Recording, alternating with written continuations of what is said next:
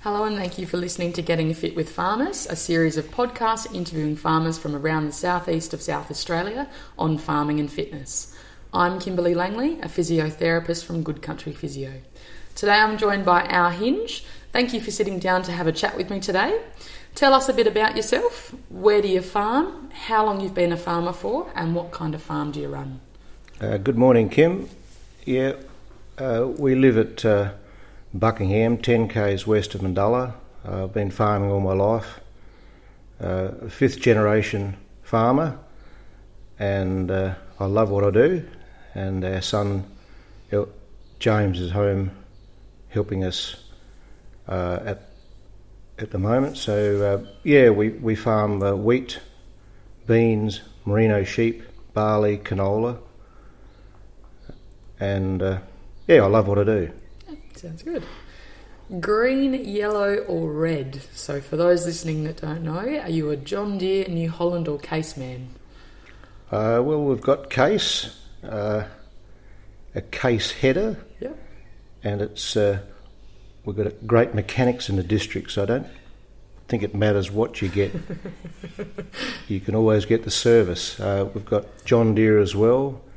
I think my favourite is my old green Steiger. Lovely. So, multicoloured. Yeah. What's your favourite thing about being a farmer? Well, you're your own boss. It is a great lifestyle. It's you're always at the mercy of Mother Nature, but I like machinery. I like sheep. You don't have to have a shave every day or wear a tie. And if you want to disappear for a little while, you can do that. So, it's good. I absolutely love it. Yeah. That's all I ever wanted to be, was a farmer. Yeah. And you picked a good career. What's the most physically demanding part of your job, and what do you sort of do to prepare yourself for that? Well, things have changed a fair bit. Like, we used to dig post holes, but now we've got contractors that come in and do all our fencing, contractors that do our crutching. So we certainly don't work as hard. So that physical aspect is sort of taken out a little bit through contractors and I guess machinery and stuff like that as well. That's right. Yeah. And I guess that can lead into what's sort of the best farming invention of all time. Well, I think the one that's we're enjoying at the moment is the Draffin sheep handler. It enables you to avoid dragging sheep across the board. You can flip it upside down and check everything about the animal, drench them and crutch them at waist height. So that's the best invention. Yeah, so for those that sort of might find it hard to sort of keep doing that as they're getting older, or, you know, might be a bit sore one day, like, it's quite a good piece of equipment to help take a little bit of the strain out of sheep work. That's right. There's certainly been some great inventions in the sheep handling industry. Yeah, definitely. So what's your favourite stretch or exercise you like to do before, during or at the end of your day? Well, I get up pretty early, and we're very lucky to have the Mundulla shop. Anthony and Megan running that, and they're open at 6:30. So I try to get to Mundulla at 5:30 and go for a bike ride. Do a lot of low impact, high intensity training, and go and have a cup of coffee. Probably the best coffee in South Australia at Mundulla shop. Everyone should go for a cuppa. Go for a cuppa, and there's always somebody about for a bit of fun, or you can gain a lot of knowledge at these little local shops. Yeah, and like you sort of said to me before, you sort of use that Mundulla Oval facilities to sort of go through a few exercises. Just talk us through a few of the things that you do. Well, I drive into Mundulla and I'll leave my bike at a mate's place. I I'll ride up to the oval and I'll do a combination of, say, 10 different stretches, speed ball, push-ups, press-ups, and usually go for about 45 minutes, but make low impact. I find that this is something that I've been able to sustain. I think most importantly is getting the knowledge from professionals to know what your body can handle, and then little bits and pieces I've learned over the years that sort of help you. My daughter's Gabriella's a nutrition teacher, so she's got some knowledge, but I must admit I'm not over careful on the nutrition side. I like my cherry ripes and Coke and always good in moderation. That's right. Yeah, but like you're sort of saying, so you sort of had that 45-minute session, as you mentioned, sort of low impact, that high intensity, so really getting your lungs and your heart pumping, but feels quite nice on your body too. Yeah, and then obviously finishing off at the shop and that bit of social interaction as well. That sounds great. How important, I guess, then do you feel that being fit is in regards to the success of your business, your overall health and your mental well-being? Well, I think the most important person in the world in those early hours of the morning is yourself.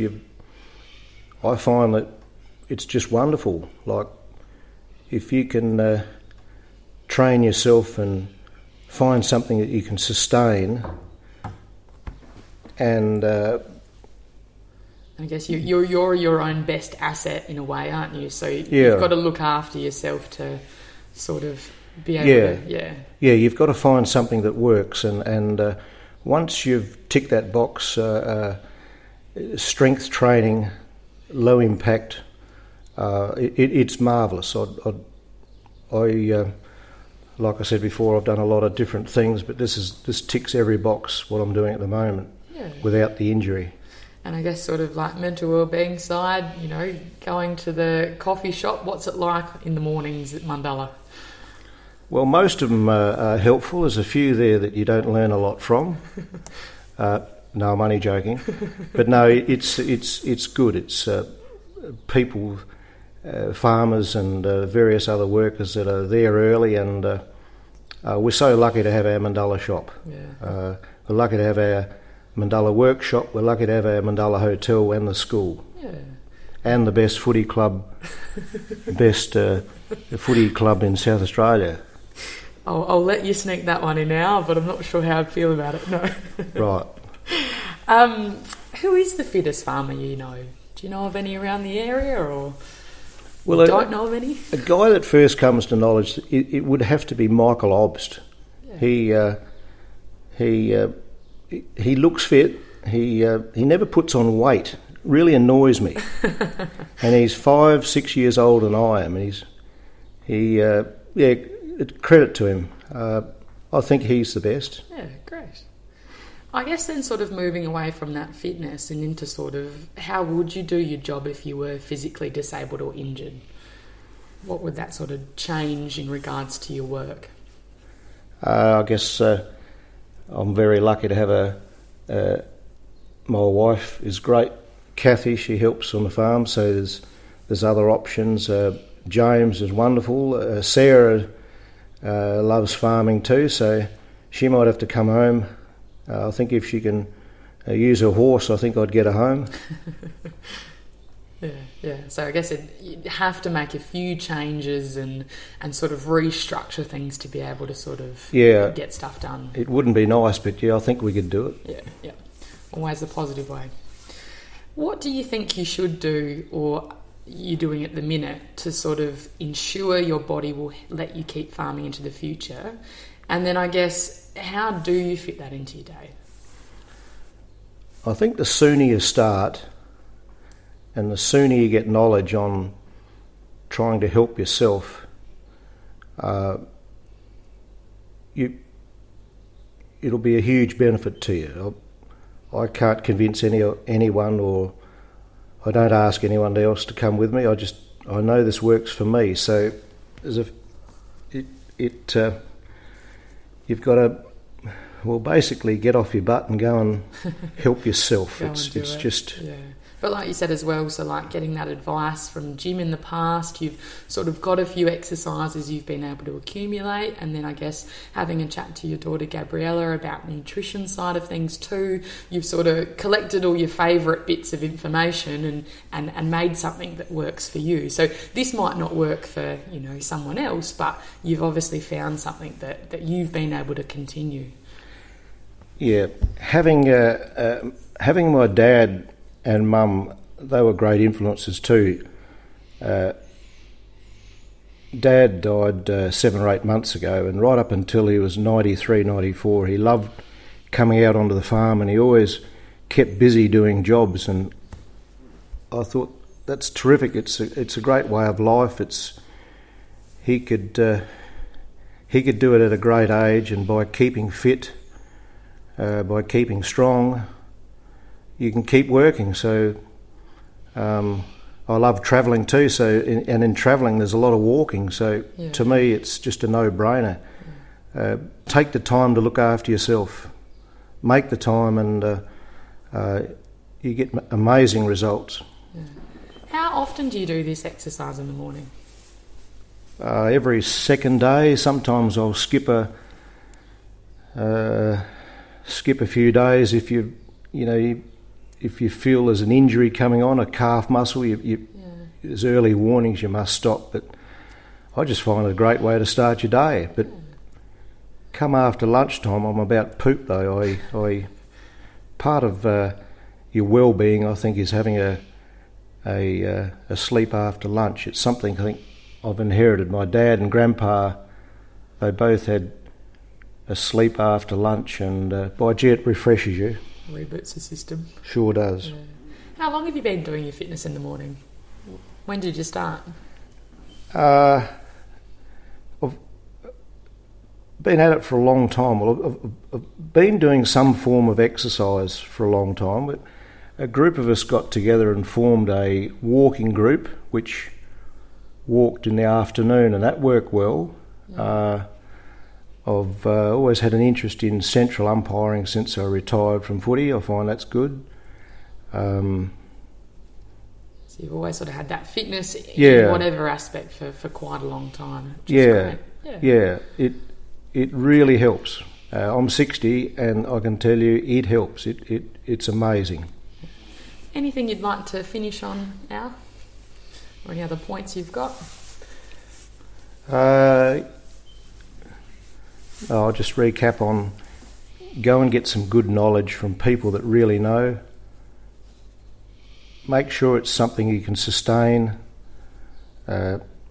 Gabby, our daughter, said go for high intensity but low impact. Get plenty of sleep,